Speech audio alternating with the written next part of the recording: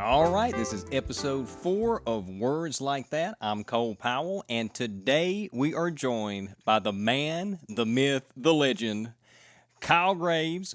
I've been trying to get him in front of the camera in one capacity or another on this channel, the Reaction channel, for over a year now. We finally got him on here. That's right. And we're actually doing this at my dining room table because I have so much junk in the studio right now. Only one person can fit in there. So here we are, reading Kyle's bio from his website.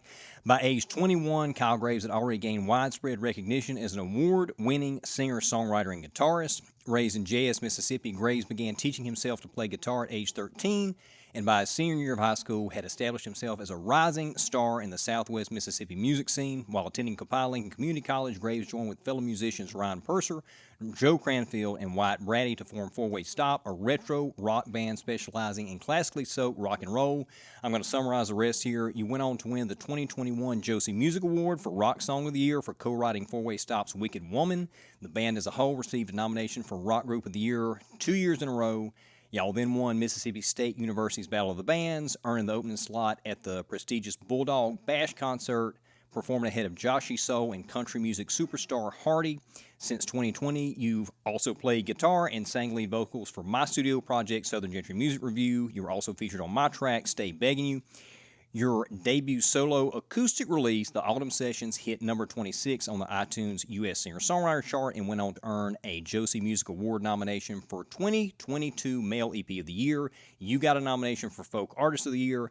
After 5 years with Four Way Stop, you played your farewell show with the group in July of this year, and that same month debuted with folk rock group The Mile High Rangers. You, Michael Potts, Dak Smith, and fellow singer-songwriter Cole Hill, now residing in Hattiesburg, Mississippi, you're scheduled to make your acting debut in the band Forgettable, an indie drama film shot in Southwest Mississippi, currently in post-production. Yes, that's all accurate, and I hope you don't expect me to say that many words without saying once. So I do. That was pretty impressive. You can leave if that's how you're going to be, Kyle. If you're going to sit there, you can just leave right now. Here's the thing, though. I got to say, whoever wrote your bio is really good. I wonder who did. I don't know, but in fact, he's so good. I think we can just end the interview. I mean, we already covered your entire career. I think that whoever wrote the bio should definitely have like a reaction channel, and you know what? I think they would probably be good at that too. I think so. I could hook them up. Give me their number after the show. Give me their number. That would be awesome. Yeah, I think that'd be great. Okay, so. Now, this wasn't in the bio, but you also have almost 60,000 TikTok followers. Is that correct? That's right. Like 57K, something like that, which is nothing to sneeze at, even though I'll probably make you a communist, but whatever. Also not in the bio, for those watching this that are viewers of the Randomine Records channel or reaction series, Kyle has actually been a consulting producer on the reaction series, and later in the show, I'm going to be reacting to his band's new song that he co-wrote and sings lead on in front of him. So stick around for that. But first, I want to start out by having you give your history to those watching. Let's talk about, when did you get into music? What drew you to music? What were your influences? When did you decide to pursue it as a profession?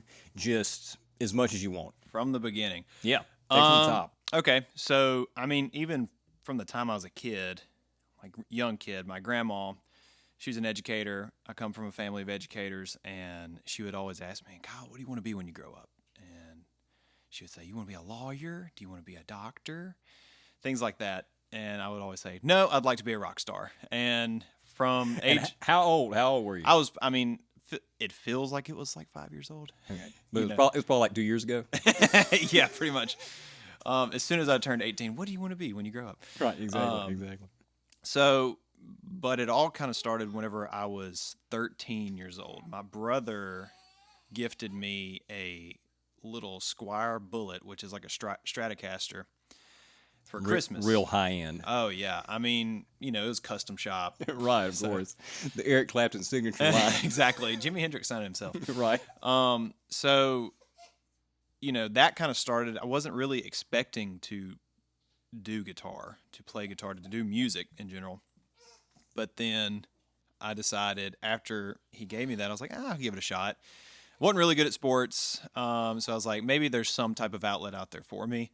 And I just played for a while, and I kind of was so bad at everything else that when I saw that I was getting any progress, making any progress, I was like, oh, okay, I kind of like this. And I would go to all my friends' houses and I'd play the guitar, and I was really bad in the beginning, and their parents would just like smile and clap along and like, oh, this guy's so bad. But then eventually I started kind of figuring it out and put together a little group from my hometown with Hunter Brister, Elena Killingsworth, and we even threw Matt Allred in there after we got a bass player. We were called the Third Beat, and I cut my teeth with them.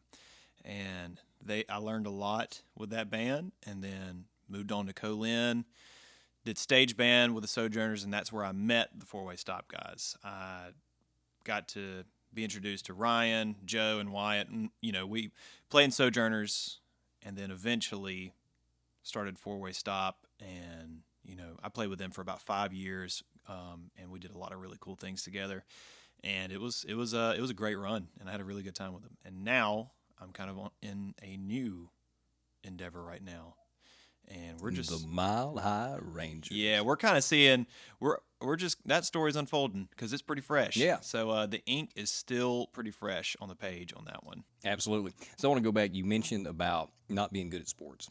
Yeah, really bad. So what sport did you play? I tried to literally play everything, and there was not one that I was good at. Like, I think they let me on the high school baseball team because they needed a certain number on there. Gotcha. I was that kind of kid. So I mean, I played baseball, football. I even ran cross country. I mean, I was pretty overweight. So cross country obviously wasn't my forte. But I did what I could. I finished 5Ks somehow with a lot of carbs, obviously. So. Nice. So you obviously have some fortitude, tenacity, and now you've applied it in a direction that it's to something you're actually good at. My mom thinks so. So, I like That's all that matters. I like to make. She's the only one. Yeah, I like to make my wife and my mom pretty happy. There you go. My wife Autumn thinks I'm okay at guitar too. So that's actually kind of how we started talking. So I like to think that she thinks I'm awesome. Now, is that really the only reason why you got into it was the girls? Like, that's the only reason you didn't even like music. You're just like, hey, if I start playing guitar, then maybe a girl. Yeah, obviously. Yeah, and at 13 years old, I thought that would work for me. And did. No. It didn't work at 13. No. It took about what, 7 years or so? And then it started working? Yeah, about 7 years. Yeah. And I got really lucky with the girl that thought that I was good at guitar. So nice. Yeah. Excellent. I started saying, ooh, I'm going to start breaking out of my comfort zone and playing some of these newer guys, see what they got going on. So I started playing this song called Cherry Wine by Hosier. And she and I had never talked at this point, and this is when I was posting a lot of videos. And I like to tell this story because I tell Autumn it makes me a hero amongst men, because Autumn reached out to me after I had posted the video of a song that she really loved. And, she was super sweet, just most genuine person I'd ever talked to. And I could tell that from like the first 5 seconds in talking to her. And, she was just like, you did so great. I just love this song. And I was like, well, I love you. Let's meet. So. All right. Now look, we've actually got a live studio audience. Both of our wives are here. So I'm going to ask, Autumn, is that accurate, or is that a little bit of an embellishment there? Just a little, okay, just a little bit of embellishment. Okay. Well, we remember it differently. Right. From a certain point of view. That's right. Yeah, right. Exactly. No. All right. So I want to go back. You talked about Third Beat. You learned how to play guitar. Mm-hmm. You playing in front of your friends' parents, and them being nice and whatever. And I recall, I think you actually did that at this house. Oh, too. yeah. Yeah. I brought my little guitar. It was your pedal board. That is true. I played for 5 hours straight. That is true.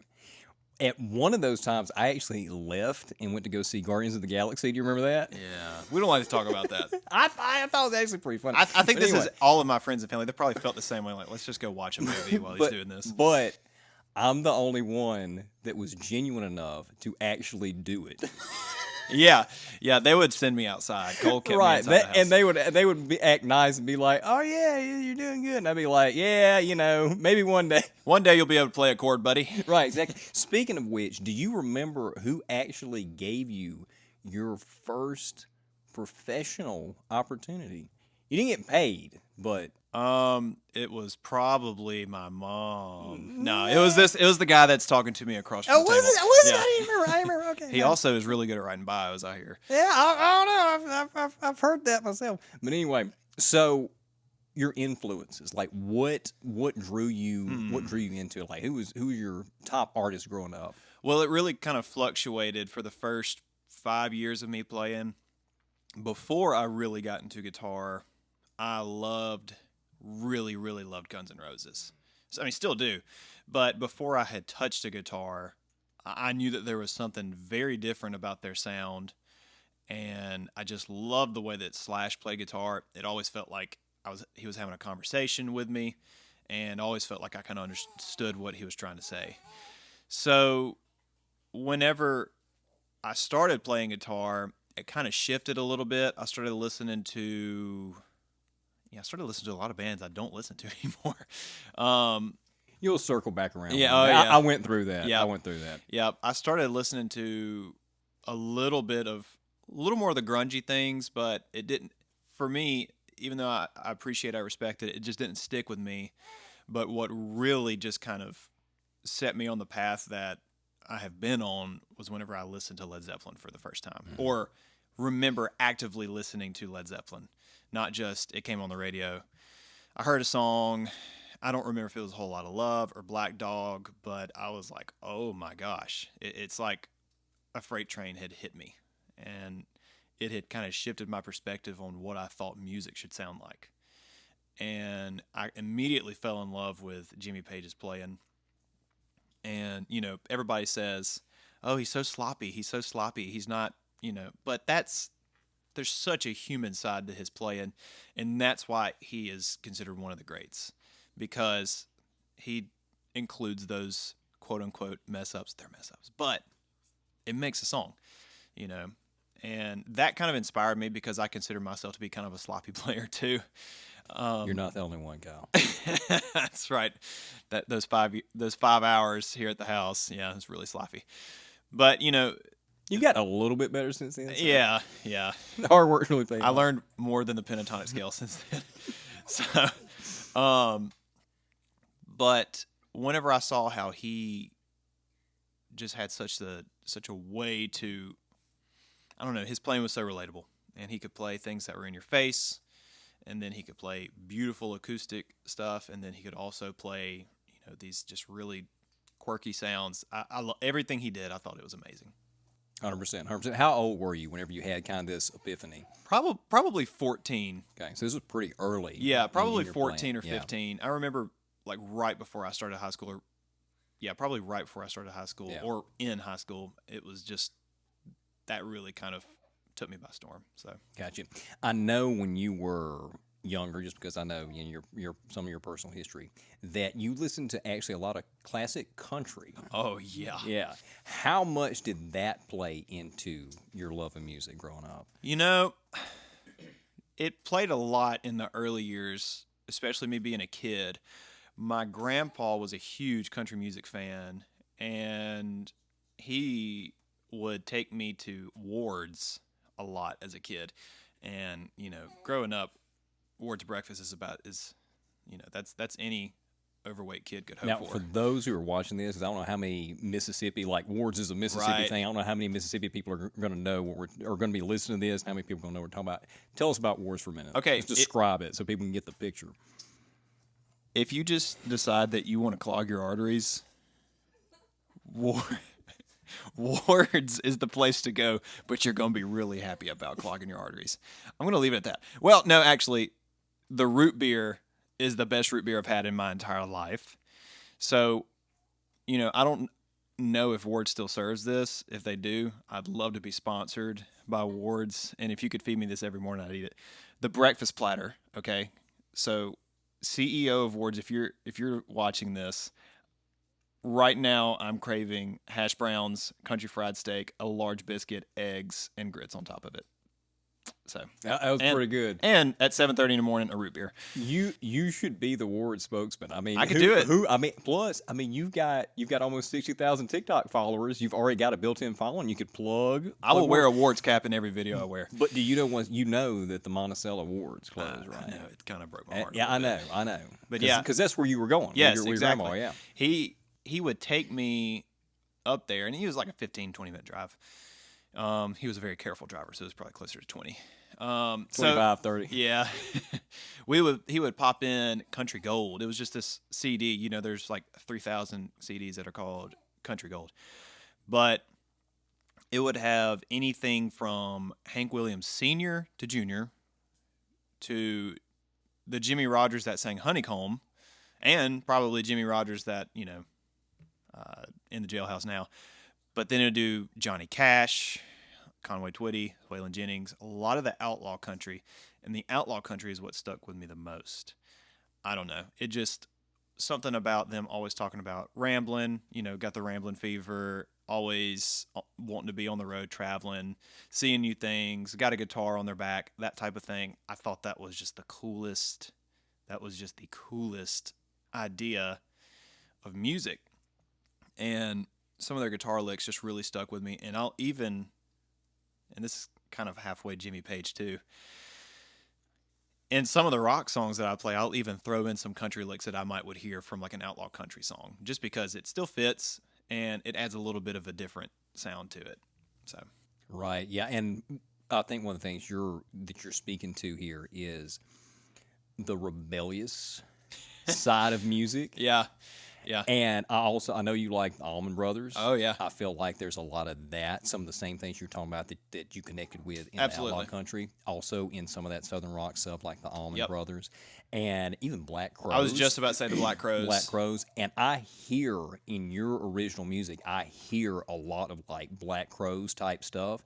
And I honestly wonder if it's maybe not necessarily coming from the Black Crowes or the Southern rock, or if it's actually coming from before that, from the outlaw country era. Yeah, I mean, it could be. And, I know I've been throwing out a lot of shameless plugs and like asking for sponsors here, but, But here's another one.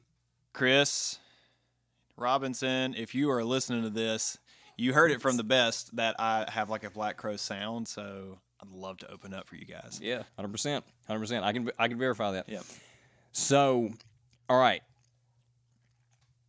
Before we get to we're fixing to do the reaction here. Mm-hmm.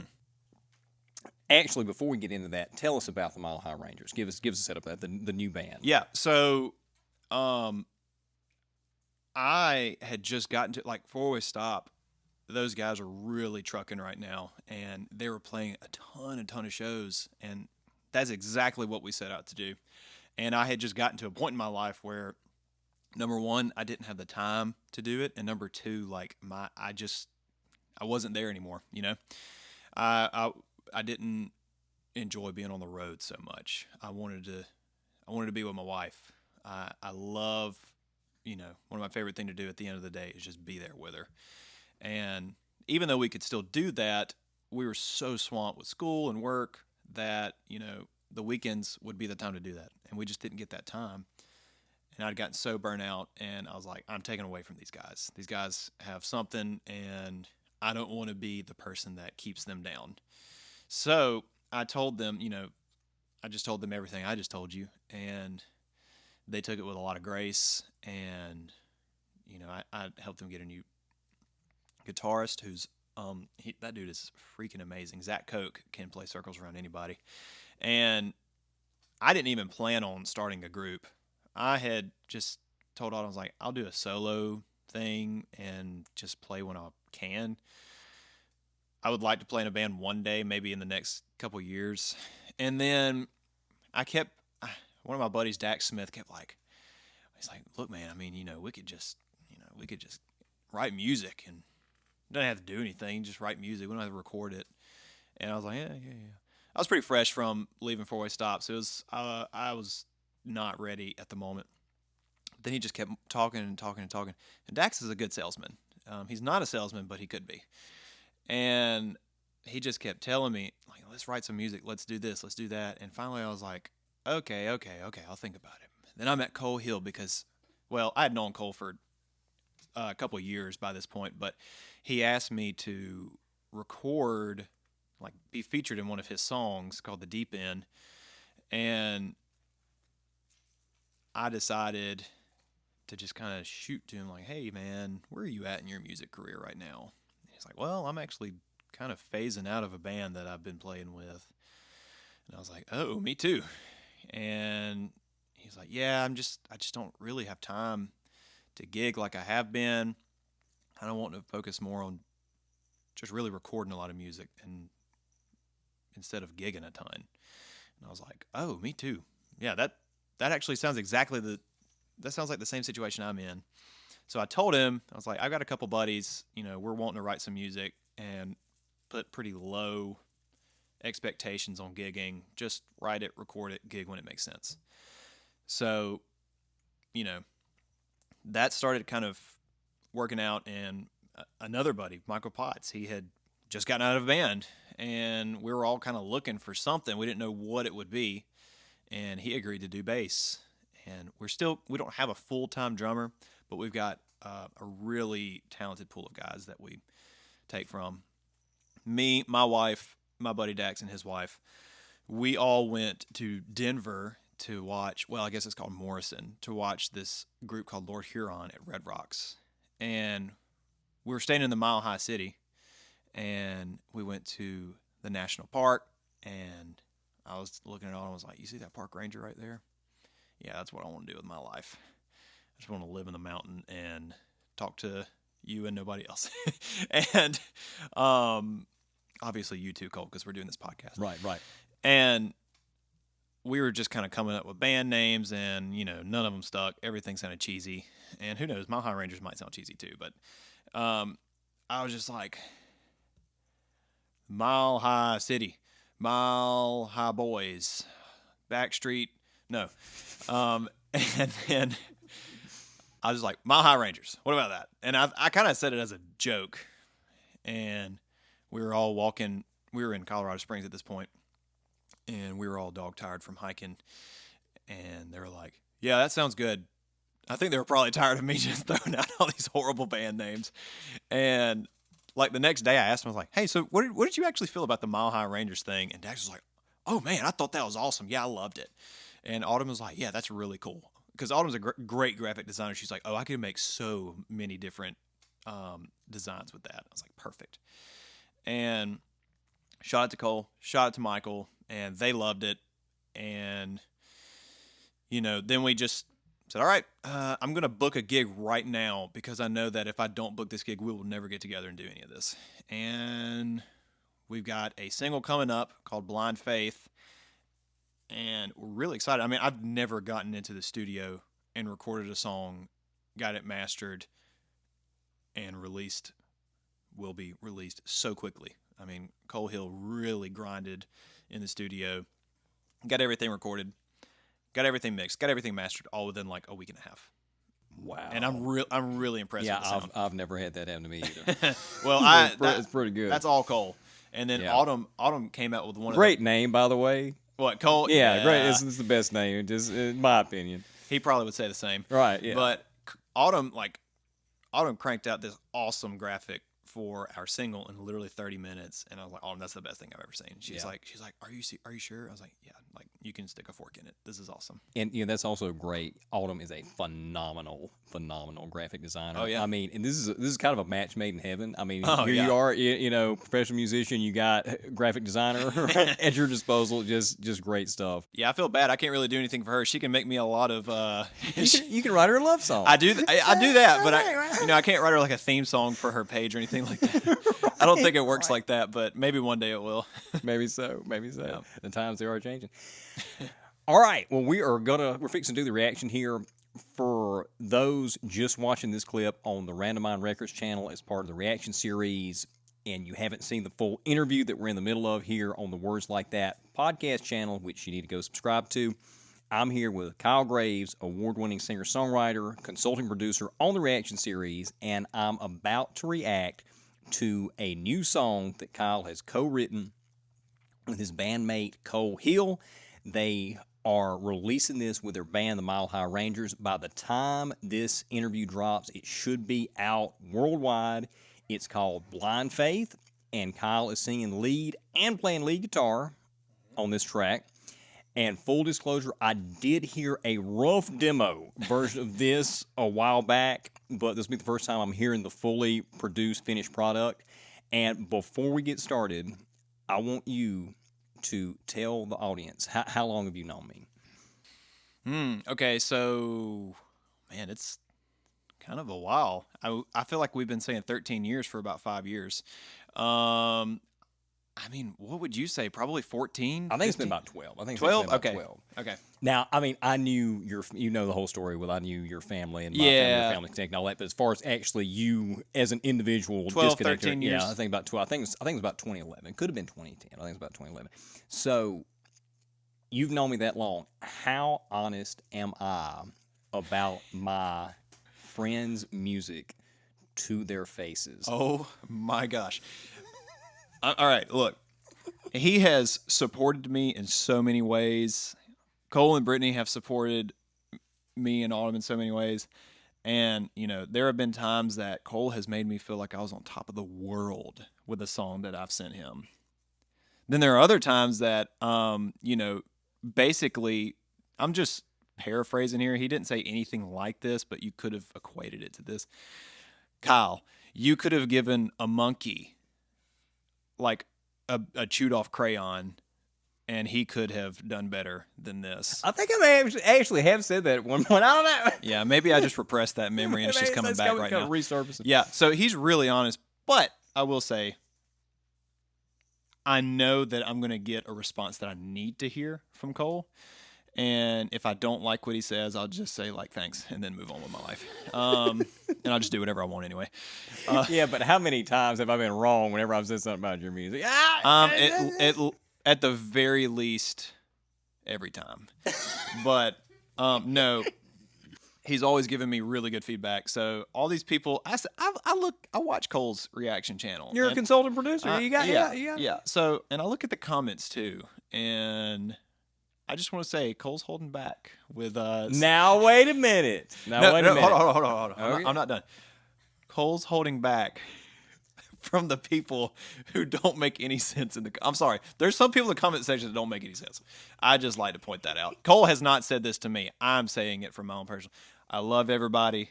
You know, everybody's entitled to their own opinion, but some opinions are bad. This is true. And Cole is a sweetheart to y'all in comparison to what he is to me. So, look, here's he's a great guy. Look, here's the thing: that most of the comments we get though are really good. Absolutely, they're great. And most of the people that watch the show are just phenomenal, really good, really nice people. Oh yeah, it's like the 1%ers. Right, 100%. Like there have been a lot of people on your channel that, you know, they've opened you up to a lot of cool music. 100%. They've opened. I mean, there are times that I was like, I don't know who that artist is, and I look in the comment section. I'm pretty amazed with the musical like variety that your viewers have. I mean, there are bands that you have covered, and you're like, this is the first time I'm hearing this band, and I'm like, yeah, this is me too. And they're like, oh yeah, I grew up with this artist for like the first 30 years of my life. You should check out his random solo and random spin-off band. And like, it's just kind of amazing. Like there's definitely some music historians that are subscribing to you. 100%. And I love it too because I'm learning a lot. Yeah, I mean, this is really great. And I'm hoping folks are learning from what we're doing. Absolutely. So yeah. So we said all that to say this. If I think this song is garbage, what am I going to tell you? Is this going to be kept in the? Is this going to be? There are a couple of different things. One is probably You're a Little Girl, or Chad Kroeger hair. That's not mine though. That came from somebody else. You like to use it though. I do like to use it. It's really funny though, because I mean you do kind of anyway. Imbecile probably would come up too. That's a little harsh. Well, it's one of your favorite words. Only when I'm talking to you though. That's fair. But anyway, okay. So we're about to do the reaction. This is Blind Faith. Do you want to give the genre before we start, or just jump into it and let the people figure it out? Man, I have no idea. If I would have to guess, I mean, indie is kind of a hard. That's just a catch-all name. Yeah. I mean, that's almost like saying classic rock has one sound. Right. Like indie is. And there's like 50,000. Exactly. So I guess maybe the only thing that I could call it would be indie rock. Okay. I don't know. Okay. All right. I'll classify it for you. Thank you. Cole All writes really good bios. He'll give us a genre. Yeah, I've been told I do. All right, here we go. This is Blind Faith by the Mile High Rangers.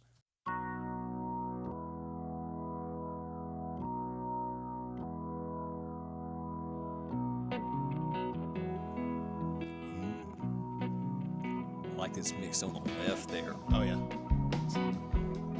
Cole Hill coming in there. Cole Hill coming in there.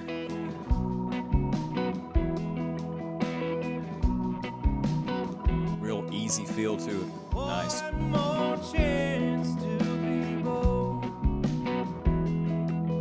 The last time be young before I get old.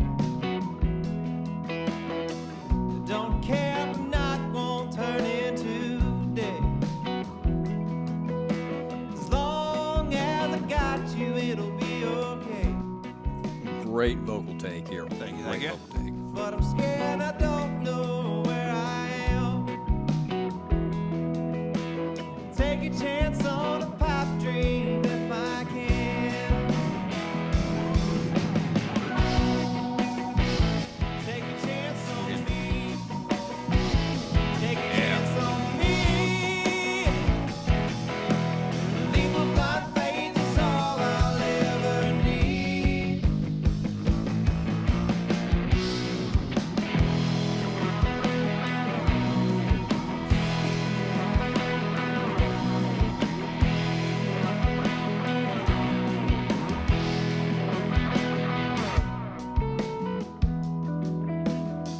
All right, we'll stop it right there. Let's talk about it for a minute. Okay. All right, who's doing the harmony? Who came Okay. in? Cole Hill is doing the harmony there. Okay, y'all sound phenomenal I together. have always Like, thought that like when I'm harmonizing with him, he's harmonizing with me. Like it mixes really well. it does. I mean, y'all sound like brothers. Well, Like, they're. everybody always asks if we're brothers. I know, right? Because so- it's like you got the dark one and the blonde one, and the That's right. which overall you have the same That's right. similar look. Yeah, this is fantastic. I love this. Talking about the Black Crows, and I've said this before to you. You sound like you're channeling a lot of Chris Robinson on this song. I mean, I wish I could. I wish I could channel more, but I mean, dude, it sounds fantastic. I know with Four Way Stop, y'all did a cover of Hard to Handle, Yeah. which I thought was really good. And I think you really went full on Chris Robinson on that. And I feel like you're applying that here. I'm not saying you're ripping him off, right. but I'm saying you're hitting that same vibe. And this song kind of overall reminds me a lot of the Black Crows. I would consider this, my whole thesis, like the country, rock, blues, folk range, like that should be a separate genre called Southern music. Southern Like, music, because yeah. because all those like blues, rock, country, Yep. which folk kind of transcends region, but blues, rock, and country, and even some jazz, all that originated in the South. Yep.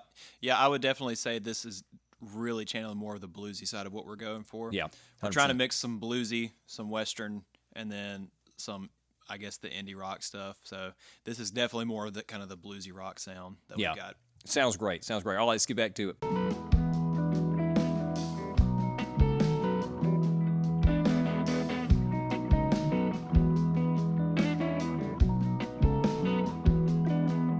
I'm a little headstrong, hey, what can I say? If you strike gold, would you really care to stay? If you strike gold, would you really care to stay? Is that what you said? How things If you really struck gold, would you really care to stay? Is that the line there? Yeah, like that. That's good. ready for her to be. I should ask you for a copy of the lyrics so I could be following along. Time to buy a ticket 'cause I'm Western. Yeah, I like that grit there. Nice. Flying high, sun kissed this time around. Take a chance on me. Take a chance on me. Eddie Vedder-ish there. In a good way. Yeah. All right, here comes Cole Hill solo. Okay. Gotcha.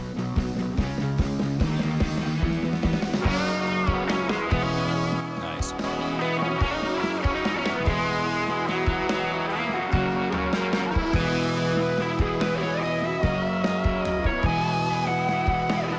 This is very anthemic. Yeah. Ooh, yeah. He killed it.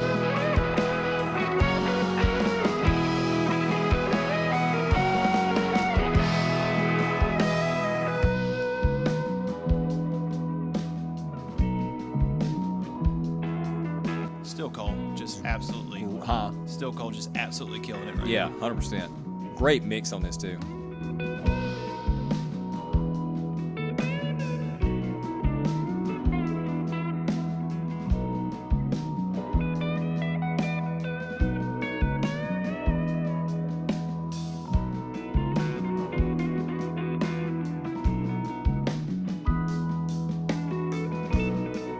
It's still cold. now. Oh yeah. Nice.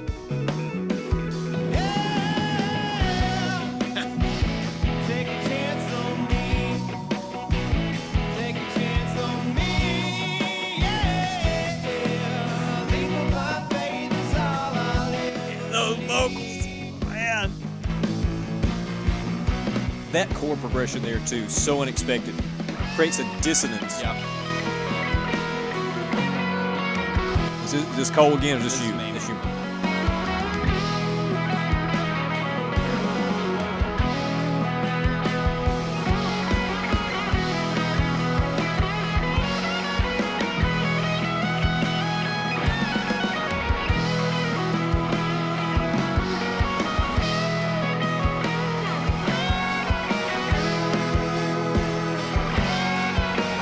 Nice. Both of y'all on at the same time. Yeah.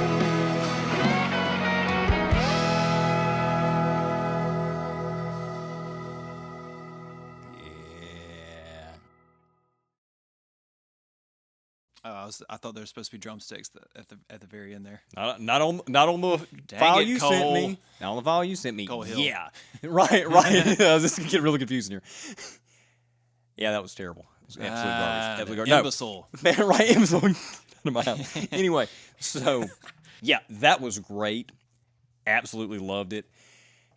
I know you said you're leaning more into the blues on this than maybe some of the other stuff y'all are trying to Yep. do.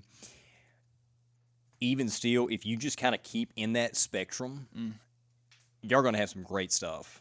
I mean, thank this you, man. is that was excellent. It's right up my alley. You know, I love that mix. It had the country, it had the rock, Yeah. it had the blues. I mean, that's right in my wheelhouse. Heck yeah. Absolutely nailed it. The mix. Cole recorded this himself, Oh, correct? yeah. Mixed it. Yes, he recorded it in his house, mixed it in his house. I mean, it was Wow. a true home studio experience. Did he master it also? Yes. He Fantastic. went through Lander.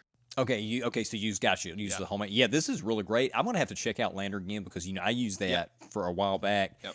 and it was fine. But Cloud Bounce ended up whenever Cloud Bounce came out, it was better. Yeah. Hadn't been that happy with Cloud Bounce the last couple of times I've used it. I may look back at Lander. Yeah, the whole thing sounded great. man. Thank you. Songwriting was great. Again, and I say this a lot, and I feel like sometimes people think I mean this as a negative, but I don't. It's very commercial, and I don't mean that in a negative way. You're writing lyrics that are accessible. Yeah. And they're very catchy. I feel like people can get into it. Really strong chorus, really strong hook. Thank you, man. Yeah, I loved it. So, are y'all planning to do a full album, or you're going to wait until you get a collection of singles, or Yeah. what are you doing? Yeah, so I would love to be able to put a whole album together and release it. Yeah.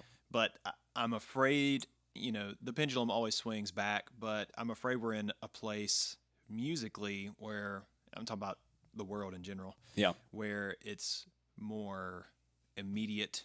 Like, I need a single. instant gratification. People want to hear a single. Yeah, And that is the best way to release right now. right. And I think we're going to try. And that's sad to me Because as an artist. I view the album as a piece of art. It's like 100%. a painting, and that's why you listen to Pink Floyd. They want you to listen to the whole album. Right. You know. Well, you look at the Beatles. You know, the Beatles, their singles yeah. at one point, their singles were never on the albums. The albums were a separate work, and Yep. then they would release singles as singles. Yep, exactly. Yeah. So yeah, we're gonna release, try to release 5, 6, I don't know, however many singles, and then just compile it all together, and then do it as the Mile High Maybe Rangers. add like a one new track. Oh yeah, probably for like the- a bonus for track or something yeah. like that. Yeah. Nice. Yeah, sounds great. And when is this out? What is today? Today is 22nd. The 22nd. It is out the 31st. 31st. Okay. By the time I'm going to hold, even if I get this ready before that, I'm going to hold it. So the record will already be out. So y'all go check that out. This is Kyle Graves with the Mile High Rangers. We just listened to their new song, Blind Faith. Go stream it. Go download it. No, it's absolutely fantastic. Thank you, man. Fantastic. All right, so we're gonna wrap up the interview here. We'll do a little quick, rapid fire round. And you talked a little bit about your favorite artists earlier.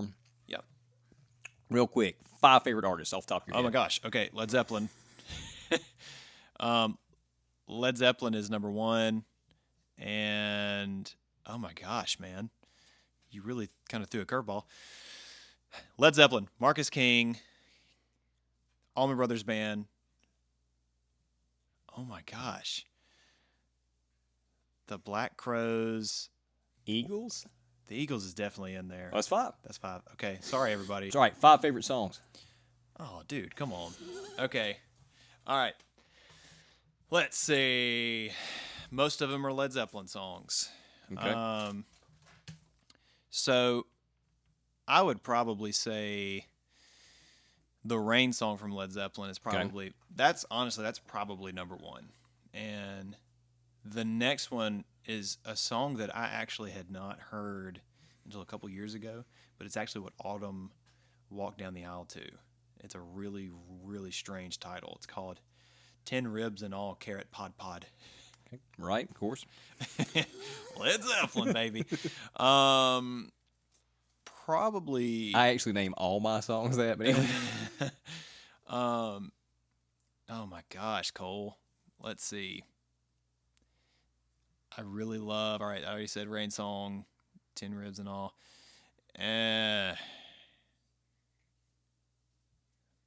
Honestly, Walk the Line by Johnny Cash. It's a great one. Yeah. It's a great one. Great movie too. Yes, it is. That's 3 right now. Oh my gosh, you should have prepared me for this. Nope.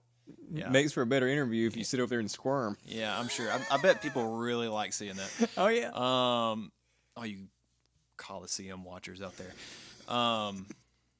All right, so I got 3. It's so hard to pick, man, because I've been just listening to so many different artists the past year. It's hard to say like what's my favorite. I really like Lady May by Tyler Childers. Okay. And I'm trying to think. What is number 5? Probably Words Like That by Cole Powell. Yeah. How about that's that? right. All That's right. I'll take it. I'll take it. I seriously doubt that's the real answer, but hey, we'll leave it right there. Okay. All right. So you and I are both big movie guys. Oh, We yeah. cover a lot of movies here on the podcast. 5 favorite movies. Forrest Gump is number 1 through Okay. 5. No. You got to pick. You got to pick 4 of them. You can't do it. Okay. All right. In no particular order, because at some point they all kind of reach like, Elysium levels. Right. Yeah. Higher echelon. All right, Mr. Fancy Pants, using them big college words. Yeah, I went to college, almost flunked out, but not really, but maybe. I hope my mom didn't hear that. So, I'll be sure to send her the link. Forrest Gump, Okay. Nacho Libre. Okay. Yeah. Probably Inception.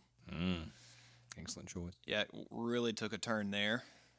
I mean, Nacho Libre and Inception, they're about the same. That's right. Wow. I really love Dune. Yeah, it's one of my favorite movies of the last 10 years. Yeah, I mean, like really, it's really. it's I mean, amazing. It beat like all of the other sci-fi fantasy stuff that's come out. Yeah. Probably since Lord of the Rings, really. Yeah. Oh yeah. And then can the trilogy actually just Yes, count? we'll count that as one film. Yes. Because, I mean, the book really originally was written as one book. do so that. yeah, okay. All right, there you go. All right, great. All right, last one of these. You and I also are big eaters. Five favorite dishes. That's even harder. Let's go. All right. In any form, steak. That Got will it. always be number one. Got it. I don't care if it's like the local grocery store that has the worst cut ever. That's it. Can't say I disagree. So steak, I love. Man, I really love any type of hibachi. Particularly the steak hibachi. Yes, with some shrimp and chicken thrown in there.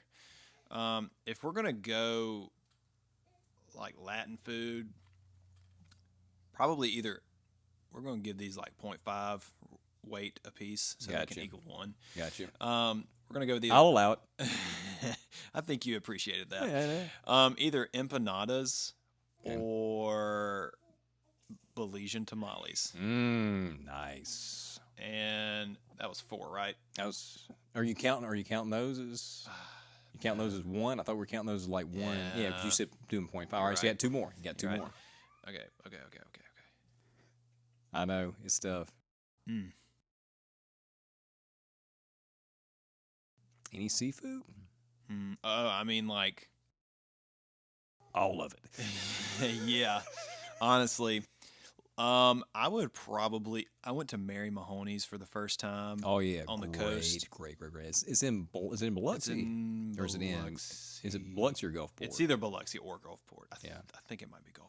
You know, to us, all that just Kinda runs runs together down there. Sorry, I know people that live there are like, no, it's just completely different. Yeah, sorry, Coasties. Yeah, but, sorry. Yeah. Honestly, I just kind of grew up on fried catfish. Yeah, So that's an old family Yes. tradition my family that I got in on more than you did. did. It's kind of sad. I know. And let's see. Number 5. What would I say? Man, you just can't beat a hamburger. You just really can't beat a hamburger. I know that's a really Yeah, basic no, American question, mean, but I no, love the basic yeah. American question. Yep, 100%. Answer, rather. 100%. Yep. All right, great. So you mentioned a couple of things there in that little list. Number one, you mentioned your academic. You're almost flunked out, but no, I didn't for real, actually. I know, but for real, I'm going to give you an opportunity to talk about a couple of things that I seriously doubt anybody else will. Would you like to talk about your academic accomplishments? Well, okay. So in JUCO, I basically majored in nothing. It was general education. I thought you were supposed to be a marketer here. That's a terrible way to market that. You've been like, yeah, so I got. I've got the circle back around story. Okay. So I kind of was like, I have no idea what I want to do. And that's okay, everybody. If you get into college and you're really not entirely sure, that is okay. Because you can do all your general education classes in the first 2 years and you'll be fine. 100%. And I can verify that because I picked a degree and I went through the program, got the degree, never used it, wish I'd done something different. So, And once I got to Southern Miss, I actually was a double minor in both marketing and Spanish. And then my it's major. not just another pretty face, folks. He only invited me on here because I'm just a piece of meat. So. right. Eye candy. Yeah. Autumn, I hope that you would agree with that I'm eye candy. She just laughed. She just laughed. She just laughed. I'm gonna turn that laugh up in the mix so we can hear. And you can put like a little asterisk and say like pity laugh. Right. Perfect. All right. So my major was interdisciplinary studies, and when I said that I majored in nothing in JUCO, interdisciplinary studies took someone that had no idea what they wanted to do and opened me up to literally a world of opportunity.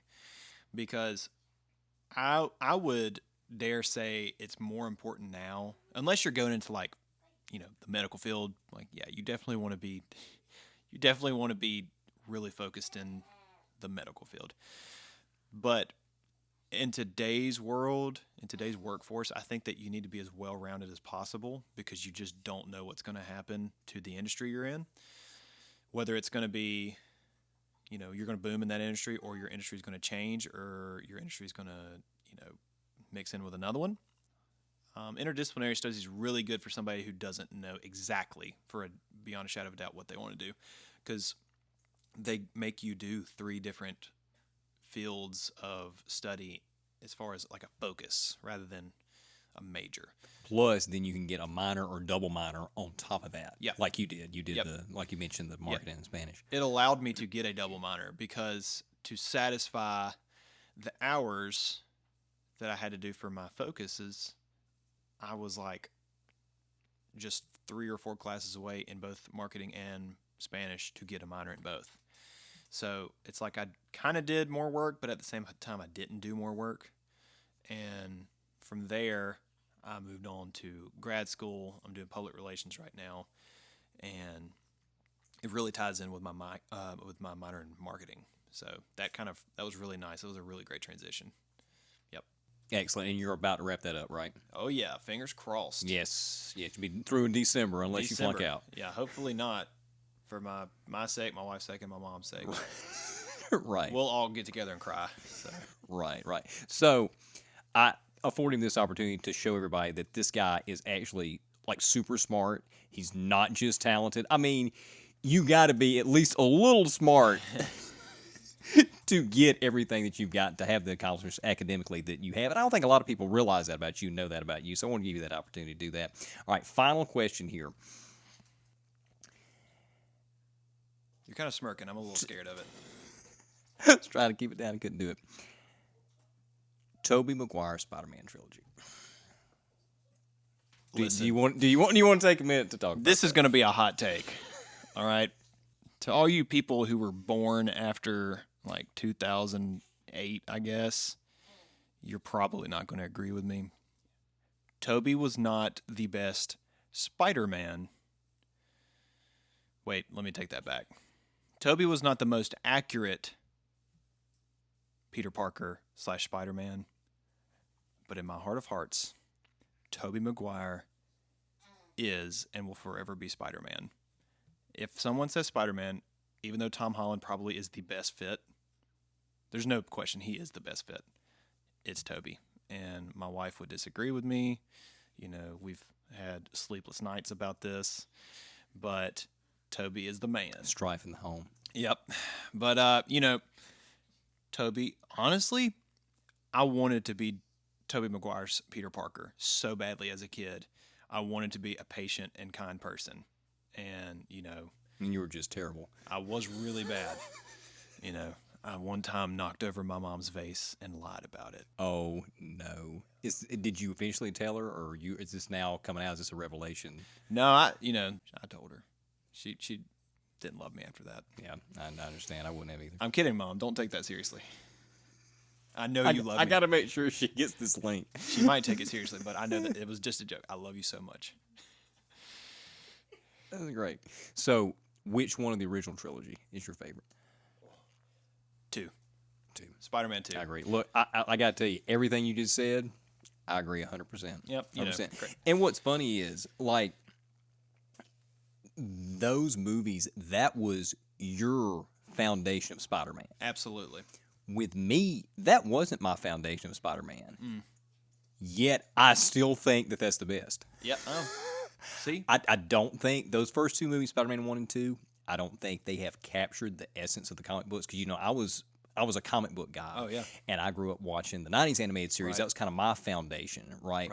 And then they come out with these first 2 movies. And, yeah, it was like, he's not exactly Peter Parker Spider-Man from the comics or from the animated series. But the overall essence of the character and the story, and particularly what they did in 2, like 2 made me like Tobey more in 1. After what they did to the character in 2, it was like nobody else could have done that role. Nobody else could have been that loser, that nerd going through all of what he went through in that second movie. Yeah. And nail it like he did. I was about to say, like, he was the most relatable guy. 100%. It was like, yeah, I was watching me on that screen. Yeah, like, wow. Because I was a nerd. Yeah, as soon as he lost his powers in Spider-Man 2, I was like, he's just as clumsy as me, and I love that. Right, 100%. You know how uncoordinated I am.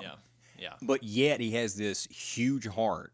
Yep. And he wants to do great power comes great responsibility, and he eventually does the right thing. He goes through this character arc of not wanting to do it, and that's why his powers are going and whatever, he's conflicted, and then at the end, it all comes back because he embraces that he has to wield that power responsibility. Yeah. All right, so that's it. Hope y'all enjoyed that. We're here with Kyle Graves. Kyle, thanks for coming. Absolutely. Finally, 13 months, but we finally got you on something. Thanks for having me. You can't rush perfection. You know, you can't take a pizza. What about this? What? This was perfect. Oh, wasn't that? I think this was perfect. I mean, you Okay, can't take a frozen okay. pizza out the oven. You know. I know that. Okay, well, you shouldn't be feeding your kids that. Oh, well, oops. Okay, well, anyway, so we got new song, Blind Faith, from Kyle's band, the Mile High Rangers, should be out now everywhere. Where can people find you and the band online? You can find us on Instagram and Facebook. You can look us up, Mile High Rangers Band, and that's us. You can find us on TikTok as well. If you go to TikTok, I don't know what TikTok is doing to our videos, but me and Autumn laugh about this all the time. The thumbnail is stretched out, so TikTok, if you could please help me out on this. It makes. Yeah, I'm sure somebody's going to be watching this from. Yeah, No. I know. The CEO himself. Right. It makes my face as wide as a school bus in there. Well, so that's how your face normally looks. if you look at this angle, yes. But so if we could fix that, that would be great. Just go watch our videos on anywhere, please. Got you. What about your solo stuff? Where can people find you? Your solo. Kyle Graves. You can Kyle just look Graves. me up. It's just Kyle Graves. Got your Facebook, Instagram, Yep. TikTok. That's All right, and KyleGraves.com. Got a really nice, got a really tricked out website. It needs to be updated with some photos. I think somebody mentioned to somebody that they need some more photos to update the website, but other than that, We'll have to fire that guy that doesn't get the photos in. I know, right? Give him one more chance and then it's over. All right, so that'll do it. Hope y'all enjoyed that. Subscribe to the Words Like That YouTube channel and or wherever you get your podcasts, and we'll see you soon. That was a really awkward smile at the end for me. I'll actually freeze frame it and blow it up. It was literally just, you're going to hate it. Autumn's going to be like, why did I marry this man?